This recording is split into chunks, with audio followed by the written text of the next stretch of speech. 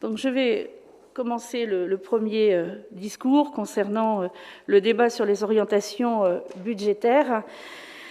Donc, mesdames et messieurs les conseillers départementaux, nous sommes réunis pour débattre des orientations budgétaires du Conseil départemental, plus tardivement qu'à notre habitude. Si nous avons choisi de reporter de 2 mois ce débat, ce n'est pas par confort. Aujourd'hui, comme au mois de novembre, la situation sanitaire est inquiétante et l'organisation de nos réunions impose des précautions. Si nous avons choisi de décaler ce débat, c'est parce que les conséquences de la crise sanitaire sont considérables pour les départements et notre collectivité n'y échappe pas. Ces 2 mois nous ont permis d'affiner nos projections grâce notamment à une meilleure connaissance de notre situation au terme de l'année 2020. C'était un délai indispensable pour nous permettre de débattre aujourd'hui et de vous présenter le mois prochain un budget à la fois équilibré et sincère. Plus encore, ce budget 2021 devra nous permettre d'accompagner efficacement les habitants de l'Oise et nos partenaires. Mais venons-en au fait. 2020 a été l'année de tous les bouleversements. Avant de faire, au printemps prochain, le bilan financier exhaustif de l'exercice que nous venons de clôturer, nous pouvons déjà identifier quelques grandes tendances. D'abord, la crise sanitaire nous a imposé de mobiliser des moyens supplémentaires conséquents pour faire face à des dépenses incontournables. Il s'agit de la hausse de la charge du RSA pour près de 10 millions d'euros, du coût d'acquisition des masques et autres équipements de protection, soit 2 millions d'euros, et 2 millions d'euros également pour disposer d'une trésorerie suffisante alors que les recettes avaient cessé de rentrer au printemps, puisque tout était à l'arrêt. Ensuite, nos recettes de fonctionnement ont été mises à mal. Bien que la baisse des droits de mutation sur les transactions immobilières soit moindre que ce que les pires scénarios prévoyaient, nous n'avons encaissé que 110 millions d'euros contre 122 millions d'euros en 2019, tandis que la taxe d'aménagement a fondu à peu près à hauteur de 1,5 million d'euros. Enfin, les bouleversements exceptionnels induits par la crise sanitaire, notamment pendant le premier confinement, nous ont conduit à mobiliser volontairement des moyens importants, parmi lesquels 2 millions d'euros pour venir en aide aux travailleurs non salariés, ou bien encore 2,6 millions d'euros pour verser des primes aux professionnels ayant été en première ligne. Je vous laisse faire les comptes. Sans compter la baisse des DMTO, le coût de cette crise s'élève rien que pour l'année 2020 à un peu plus de 20 millions d'euros. Cela pourrait sembler modeste à l'échelle d'un budget de fonctionnement de quelques 700 000 millions d'euros. C'est au contraire une charge conséquente, difficile à absorber, quand on sait à quel point nos dépenses sont contraintes, servant à 70% à des dépenses sociales obligatoires. Mais ce bilan n'est malheureusement pas le bilan de la crise. En 2021, nous pourrions faire face à une addition encore plus lourde. Si l'on ne peut que souhaiter ne pas avoir à mobiliser de nouveaux fonds d'urgence, nous allons subir à la fois les effets de nouvelles baisses de recettes, en particulier la cotisation sur la valeur ajoutée des entreprises, qui devrait baisser de 6 millions d'euros, au moins, sans que l'on puisse espérer une remontée sensible de la taxe d'aménagement ou des droits de mutation. Pire, on ne peut pas exclure, même si ce n'est pas le scénario privilégié à cette heure, un nouveau tassement des DMTO si la crise économique commençait à avoir des répercussions sur le marché immobilier. La charge du RSA augmentera assurément encore en 2021. Il est quasiment impossible de déterminer à ce stade dans quelle mesure, tant il est difficile de mesurer avec précision l'impact de cette crise sans précédent sur l'activité économique et l'emploi. Des dépenses supplémentaires continueront à gréver notre budget.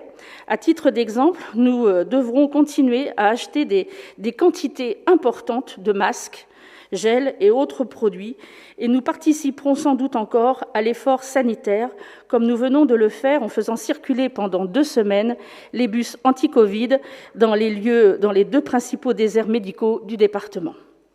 Et bien entendu, nous poursuivrons la mise en œuvre du plan de relance amorcé l'an dernier.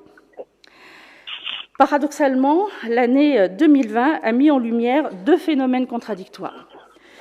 D'une part, la collectivité départementale est la plus à même d'apporter des réponses efficaces et rapides sur l'ensemble du territoire, alors que les communes rurales doivent faire avec des moyens très réduits, que les intercommunalités sont inégalement organisées et que la région souffre d'une organisation trop éloignée du terrain, faute d'implantations déconcentrées assez nombreuses. Le département dispose à la fois d'une force de frappe certaine et d'une organisation au plus près des habitants, à travers les réseaux de maisons départementales de la solidarité, de maisons du conseil départemental ou du bus pour l'emploi. Cette organisation est une force qui nous a permis, au plus fort de la crise, de parvenir à approvisionner tous les EHPAD et surtout tous les SAD en masques et en temps record, alors que l'ARS, dont c'est la compétence, n'y arrivait pas.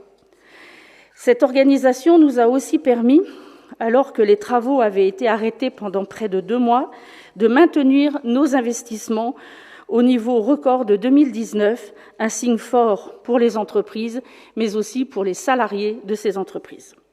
D'autre part, l'échelon départemental est sans nul doute celui qui est le plus fragilisé par la crise en cours. Je vous le disais il y a un instant, c'est le RSA qui a de loin le plus impacté nos finances l'an dernier.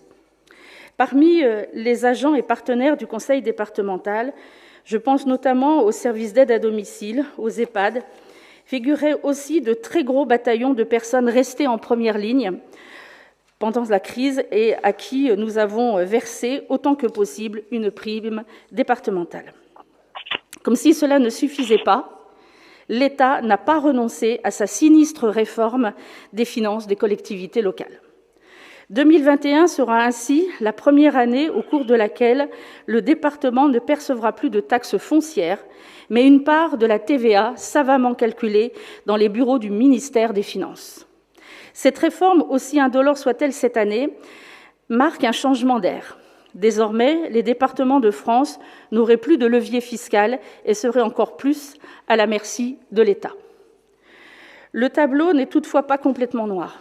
Les efforts que nous avons réalisés dans l'Oise entre 2015 et 2017 nous ont permis d'affronter cette crise avec de sérieux atouts. Nos ratios financiers, tous au vert, fin 2019, avec notamment une épargne brute record de 120 millions d'euros, ont été précieux pour passer 2020 sans trop de difficultés et affronter la zone de turbulence dans laquelle nous ne faisons qu'entrer. L'épreuve de la crise montre, s'il le fallait, à quel point ceux qui critiquaient une gestion soi-disant trop comptable de notre collectivité étaient à côté de la plaque. Ces mêmes donneurs de leçons nous reprochent aujourd'hui d'avoir supprimé un certain nombre de dispositifs entre 2015 et 2016. Je regrette qu'ils oublient d'indiquer qu'ils ont régulièrement été remplacés par d'autres dispositifs autrement plus ambitieux. Je ne citerai qu'un exemple. L'aide à la garde des jeunes enfants représentera pour les familles un coup de pouce 10 fois plus important que ce que représentait le siège bébé, trop souvent inadapté aux besoins des parents. Nous ne nous arrêterons pas davantage sur ces critiques puériles et peu constructives. En 2021, nous devrons plus que jamais être au rendez-vous, au service des habitants de l'Oise et plus durement frappés par la crise. Nous mobiliserons à leur service tous nos dispositifs et je vous proposerai pour cela, lors du budget primitif, d'augmenter les moyens mobilisés pour les publics les plus touchés par la crise. Nous poursuivrons la mise en œuvre de notre plan de relance au service du pouvoir d'achat et des nouveaux besoins des habitants de notre département. Pour la première année, nous mobiliserons ainsi 3 millions d'euros pour l'aide à la garde d'enfants et nous continuerons à proposer une aide départementale à l'acquisition de vélos à assistance électrique. Nous ferons tout pour être au rendez-vous, pour accompagner la campagne de vaccination qui commence très difficilement.